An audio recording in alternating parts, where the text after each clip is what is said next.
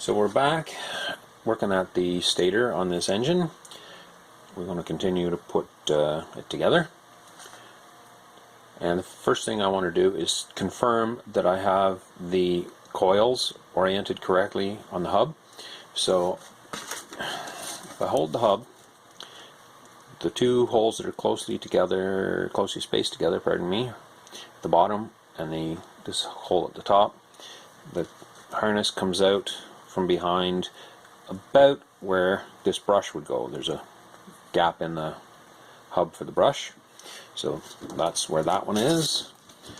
And if we compare to this stator, hold the same way, two holes close together at the bottom, the other one straight up, brush here, the wires exit in about the same position. So it does look like I have the stator that we're working on assembled correctly so far. So the next thing to do would be to tighten all these screws. I'm going to use my impact driver just as a screwdriver by hand to snug them up. Just go around and snug them up gradually, and then I'll use the hammer on the impact to tighten the screws tight, because we certainly don't want them coming loose. And the next thing we'll check here is brushes. Those are our old brushes. This is some new brushes. The bag that came in says SEBA on them. They're stamped SEBA on the back, so they're genuine, original replacement parts. So anyway, the brushes that came off of this stator, if I hold them so that the narrow part of the brush is towards the top of the frame, the wire on each one exits on different sides. So there's a left and a right hand. And if I compare, I just grab two of the new brushes here, narrow side pointing up, wire exits on each side again. So that's a left and a right. And hopefully this pair is also that way. So we have two lefts and two rights. And we want to compare two while we're here. The wire length looks very close, if not exactly the same. The terminal is the same. Looks exactly the same. Hey, that's what happens when you get original parts. And one of the reasons we're changing the brushes is because this wire on the back of the brush and the bottom of the brush and the spring is corroded and collapsed. It would not put much pressure on that brush at all to help hold it against the rotor and make contact. And the braid inside, the new braid, is nice copper colored. The other one is pretty black. Now the brush itself, we can see it is worn a bit compared the old one to the new one. Now I do believe that this is the mark that you're supposed to go by. If you're worn to there, you're worn out. So if we check the brush, we can find the spot on it here. I think it's right there. So there is a little bit of material left on this brush, but it's I'm not going to clean it up and put it back on. We'd have to replace the spring for one thing, and in the process of replacing the spring, we might break that tag off of it, the little wire on it. So we're going to go with new brushes. So the brushes appear to be correct. So when we're ready to put them on, we'll come back. Actually, before we put them on, I may be able to do some testing on this stator. The Villiers maintenance manual has some testing that can be done on the stator. We just want to make sure that in the process of rewinding it and reassembling it, I haven't broken a wire or pinched any wires. So we'll just do some checks, and hopefully it'll test okay, and then we can install the brushes, and maybe we'll put the seal in. Anyway, we've got all that stuff to do. We'll see what we want to do as we go along. So we're ready to do some testing here, and before this I've taken my screwdriver, my impact screwdriver with the bit that fits these screws well, and I just went around and tightened them all as much as I could by hand, just with using my hand on the driver. And then I tapped each one of these segments, these pole pieces, once or twice with my dead blow hammer, with the soft-faced hammer. Then I tightened the screw some more. And when I got them, I went around them a couple of times and made sure that the pole pieces sounded solid, that they were contacting the hub. And they were as tight as I could get them by hand. I gave the impact a couple of taps with the hammer to tighten the screws good and tight. So that is done. So now what I've done is I've got a couple of pages out of the Villiers maintenance manual where it discusses the SEBA test data and procedure. It does give some testing for the rotor, or armature as they call it, and we're going to do some testing on the stator. Now what I've done here is I've labeled the wires that we're going to be concerned with.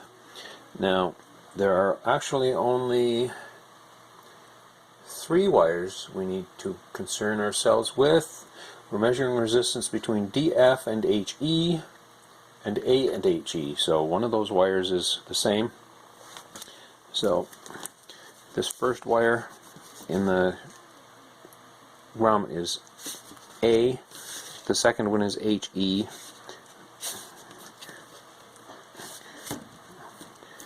and then the third one, the small one with the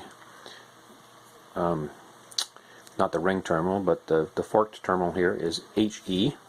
So that's, sorry, A is the first large one, HE is the second large one, DF is the small one. Then in the grommet we've got the 2 wires that go to the points, so we're not concerned with those because they're not connected to anything. Then we've got one marked M, which is actually the ground, which is also not connected to anything. And then we have B1 and B2, which are connected to the brushes here. So we can go ahead and check those. So this is B2.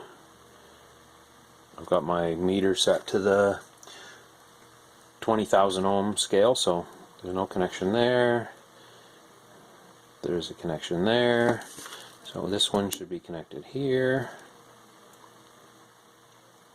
showing 0 ohms. Then we'll just check the ground. There's no connection to ground there, no connection to ground there. And while we're here, we'll just go through. There should be no connection to ground there because that's the ground wire that's not connected. These are the points wires that aren't connected to anything. Their end is there. So we go to DF. It's not shorted to ground. And that is HE, which is not shorted to ground, and A, which is not shorted to ground. So none of these are shorted to ground, which is good. It means the pole pieces haven't cut through the insulation in the windings. So now we're going to check. Now it says the shunt field windings has a resistance of 3, I'm not sure how to read this, if it's 3.6 or 3 to 6, give or take 0.1 ohms. You measure it between these two, DF and D plus on unidirectional units and DF and HE on reversible units. So we want DF, which is the small black wire with the forked terminal, and HE is this is A, HE is the second one, and we get a resistance of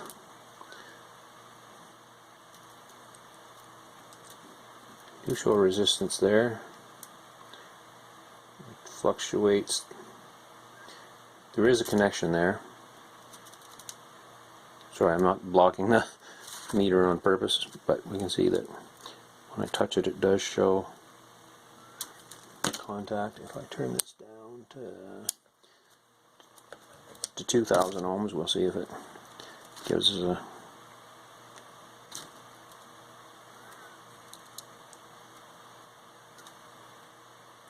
So that gives us a reading of 4 ohms.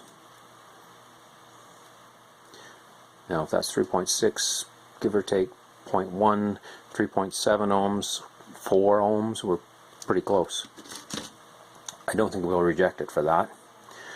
And that was the shunt field winding. So now we want the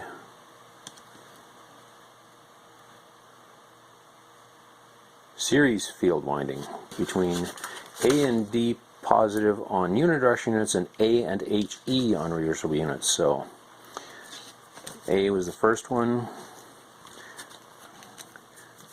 and HE is the second one. So that's all over the place here. It says it's too low to be measured on ordinary ohm meters, but should give continuity. So there is continuity between those two. It's showing resistance of 1 ohm. So there is connection between those two wires, as there should be, and connection between HE and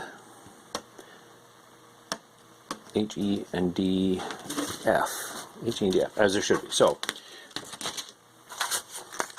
per the manual, we're getting readings that are very close to what they should be. So I think we're okay to continue on, clean the contacts here, and clean the brush holders and the hardware for the brush holders. And before I put all of that in the way, the brushes and the brush holders, etc., I'm going to put the seal in, the crankshaft seal that goes in there. So, continue on. Here are the brush holders after a little bit of cleaning. First, I simply tried putting them in a small jar with some rubbing alcohol. I let them soak for a bit, I swished them around, and some dirt came off of them. So I had used vinegar and salt to clean up copper wires before, so I thought, well, I'll try that, and that may clean some of the oxidization off of the brass. So after I drained the alcohol out of the jar and rinsed it, and rinsed these off with water, then I put some plain vinegar like you'd put on your French fries with a sprinkle of salt in the jar, and then put these in and let them sit for a couple hours, and they cleaned up a little better. But there is still residue on them from the dust from the brushes. It comes off on my thumb there, you can maybe see it. So they're not as clean as they could be yet. So I'm going to try something, and after I try it, we'll come back and see what, if any good, it's done. So I'm not done cleaning yet. What I tried, and what didn't work very well, was I took the jar that I had first tried the alcohol in, and then the vinegar and salt. I put some dry sand in it, filled it about 3/4 full, threw the brushes in, and then just sat watching TV and shook the jar and turned it over, and thought maybe I could simulate what a rock tumbler would do, but I don't know if I didn't spend enough time with it or not. But anyway, it didn't do much cleaning. So then I took the brush holders out to the garage and got the WD-40 and a Q-tip out, and I think that did the best removal of the carbon deposits, the deposits from the brush, the dust from the brushes, and the maybe whatever oil was on the holders. And then after I cleaned them with the WD-40, the penetrating oil, I rinsed them with brake clean, which is alcohol, dried them off, and I just to see if it would get any of the deposits that were left, I tried some oven cleaner. I just put them in a small plastic container, soak them with oven cleaner and let them sit for a couple hours and rinse them off, and I don't know that that did much of anything at all. So I think they're as clean as they're going to be, except before I install them back in the stator, I'm going to take the Dremel tool that I use, the motor tool, with the little wire brush I use for cleaning points, and just give the outside of these a clean with the wire brush. I can't very well do the inside with the wire brush, but I will clean the outsides. And one thing I have to do is, one of these is a little misshapen. This one here, the one on the top, one corner's gotten rounded off, so I'm going to have to take a couple of pairs of pliers and adjust it a little bit so the brush will fit a little better. The other three I think are fine. They look better when they're right side up. So that's where the brush holders are at now. I'll also have to clean the insulator washers, the insulator sleeves, the screws, the lock washers, and the flat washers that all these brushes in, brush holders in, and brushes. And I think I'm going to do everything but the screws simply with some of this paper towel and some WD-40. The screws, not sure exactly what I'm going to do with them yet. I might try cleaning them with WD-40 and then maybe try a little of the Metal Rescue, just to get any little bit of corrosion that's on them off. Or I may just go at them with the wire brush and the motor tool that I'm going to be using on these. Anyway, we're close to being able to put these back in, but as mentioned, I do want to put that seal back in the stator hub first, so it's in, and I'm not trying to fit that in with the brush holders and brushes all in the way. So that's where we are at the moment. So using a motor tool with a wire brush on the end of it, the outside of the brush holders has cleaned up pretty nice. I'm throwing them on the floor here. So they've cleaned up, and the important parts to clean up, besides the inside where the brush goes, which I couldn't do with the wire wheel, is the parts here where they make electrical connection with the terminals on the stator and the brushes. And one of these holders, if I can find it, this one was misshapen. It was bent here a bit, and I went at it with some pliers and straightened it around. I'll compare it to one the same if I can find it. It's here somewhere. Wow, I had it a second ago. Not those two, it must be this one. Anyway,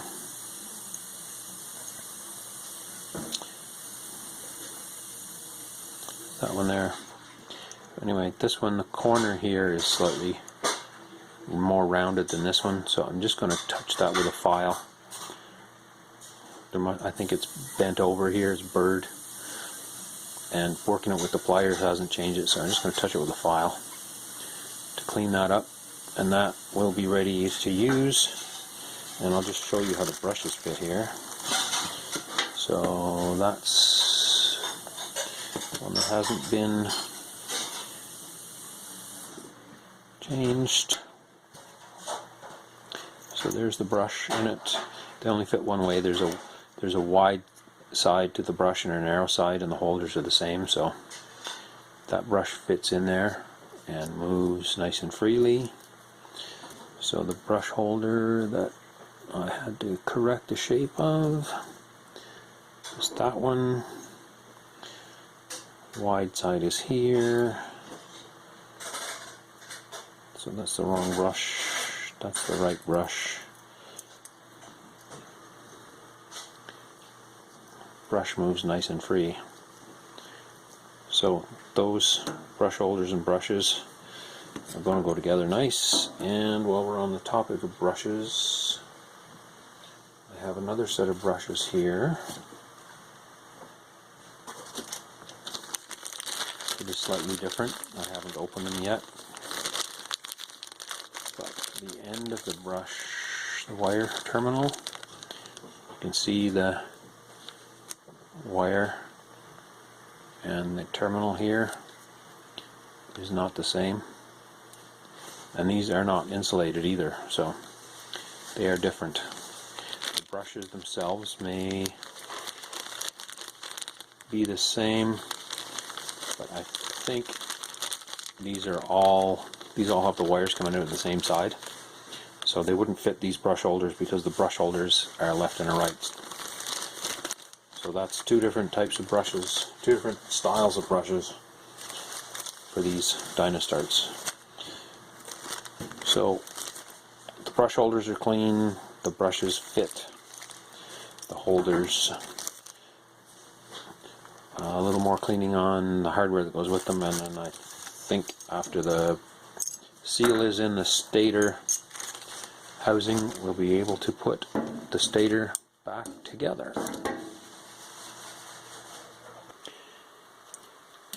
I'm preparing to put the seal,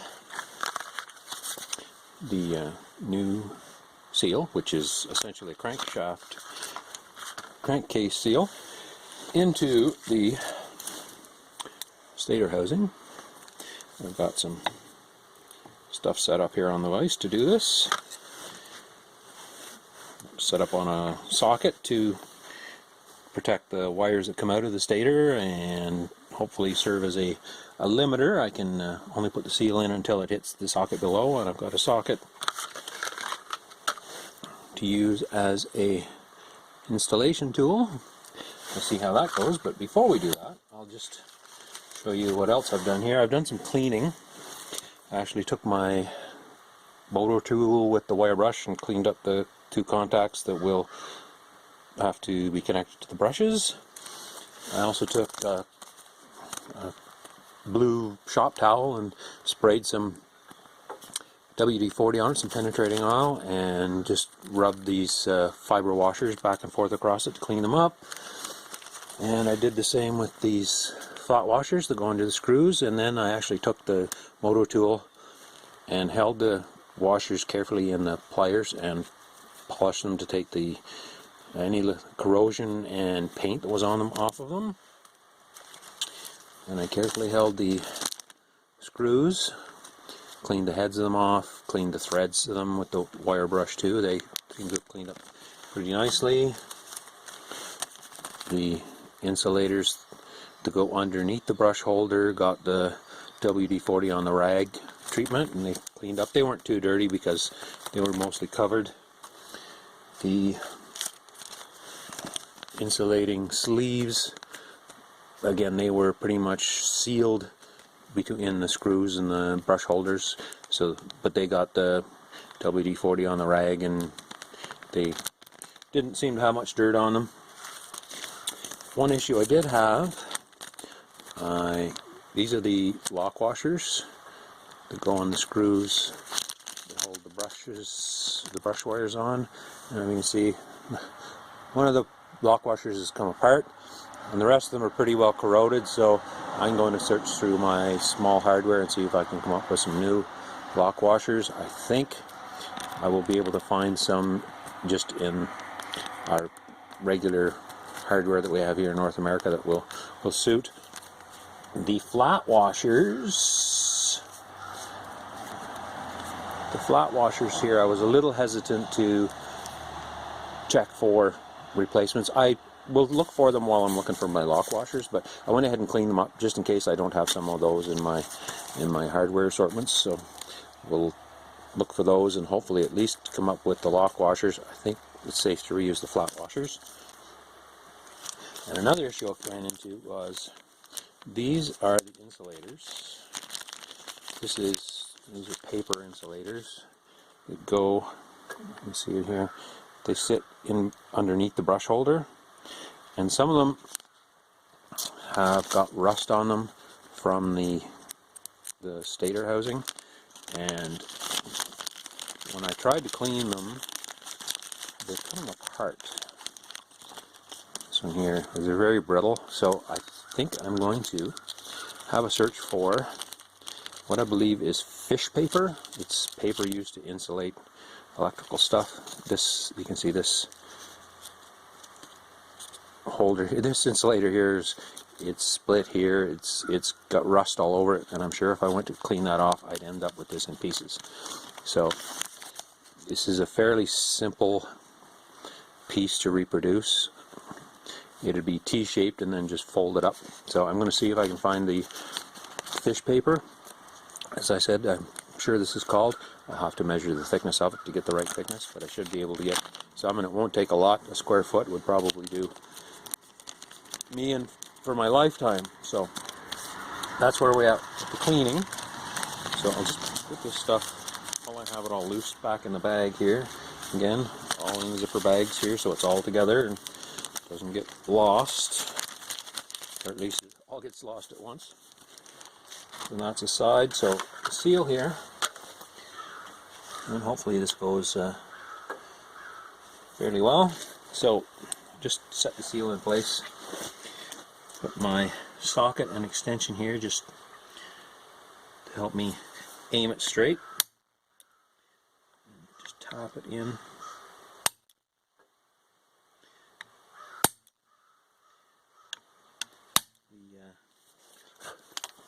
The socket's dirty here. To start straight,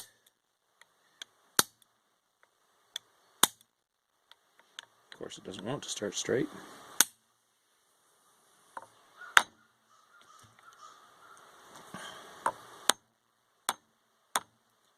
Trying not to. The reason for using the socket, of course, is to spread the impact of the hammer out over the face of the seal so it's not dented and deformed. And then by taking the socket away and using the hammer on the seal, I'm kind of defeating that, but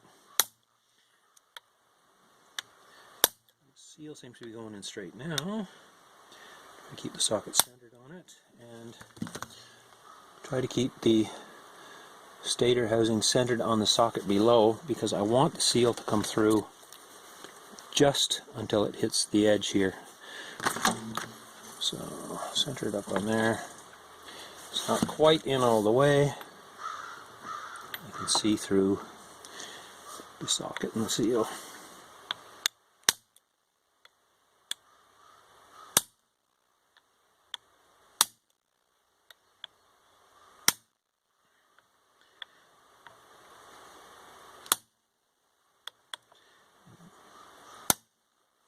That feels like it's hit home. Sounds like it's hit the socket down below, so we'll just pull it out here and have a look. Yes, the seal does appear to be all the way through here, so that seal is installed. And again, I wanted to do that before I had all the brushes and brush holders and other stuff in here, because that would potentially, possibly get in the way of me driving this seal in. But anyway, the seal's in there, it shouldn't get in the way of anything else. So that's the seal in, and we'll have to find some new hardware and some new material to make up some new insulators for those brushes before I can continue, because the insulators would go in first. So, progress, not without some issues, but issues I think we can overcome fairly easily.